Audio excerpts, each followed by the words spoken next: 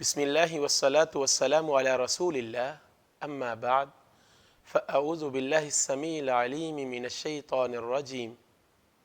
بسم الله الرحمن الرحيم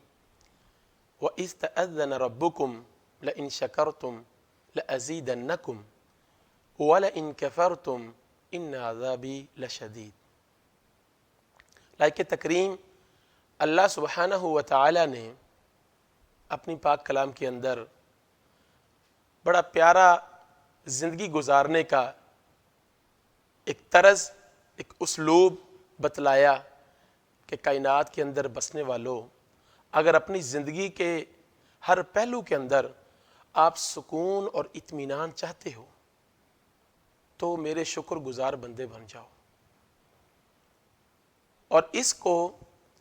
اللہ رب العزت کے پاک پیغمبر علیہ السلام نے تاجدار مدینہ حضرت محمد رسول اللہ صلی اللہ علیہ وسلم نے اپنے پاک فرمان کے اندر ایک ایسا اصول بتلایا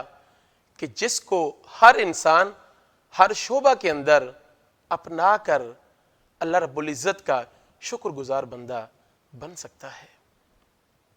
رسول کریم صلی اللہ علیہ وآلہ وسلم فرماتے ہیں انظروا الی من هو اسفل منکم ولا تنظروا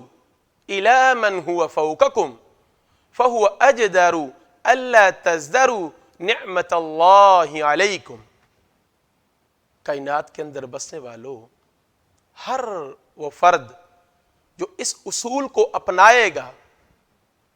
کیا فرمایا؟ انظروا الى من هو اسفل منکم، جو بھی شخص اس اصول کو اپنائے گا کہ اپنے سے نچلے طبقے کے لوگوں کو، اپنے سے نیچے والے درجے کے لوگوں کو دیکھے گا، وَلَا تَنظُرُوا إِلَى مَنْ هُوَ فَوْقَكُمْ، اور اپنے سے اوپر والے طبقے کے جو لوگ ہیں،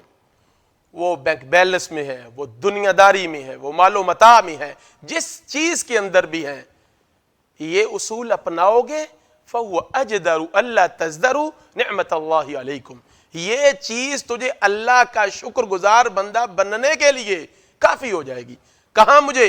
شیخ سعدی رحمت اللہ علیہ یاد آئے، صحرا ہے، پاؤں میں جوتا نہیں ہے، تپتی صحرا ہے، لیکن وہیں سے شہزادہ گزرا ہے، گھوڑے کے اوپر سوار ہے، شہنشاہی لباس پہنا ہوا ہے، کیا چال ہے، کیا انداز ہے، گزرے ہیں۔ شیخ سعدی رحمت اللہ علیہ نے اپنے رب سے شکوہ کیا، اللہ میرے پاس پاؤں میں پہننے کے لیے جوتا نہیں، اور یہ شاہ سوار جس کے پاس شہنشاہی لباس ہے، سواری ہے، شکوہ کیا ہے، چند قدم چلے ہیں، کیا دیکھتے ہیں؟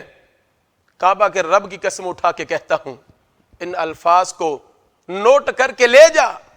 تیری زندگی کو رنگینیوں سے میرا اللہ نمایاں کر دے گا۔ کیا دیکھتے ہیں؟ وہی تپتی صحرا ہے، ایک شخص ہے، نہ پاؤں ہیں نہ ہاتھ ہیں،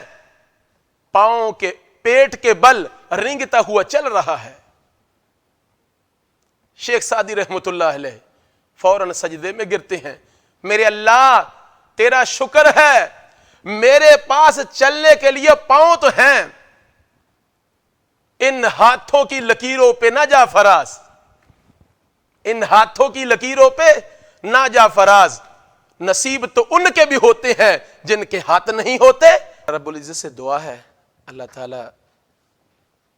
مجھے اور آپ کو اس اصول کو اپنا کر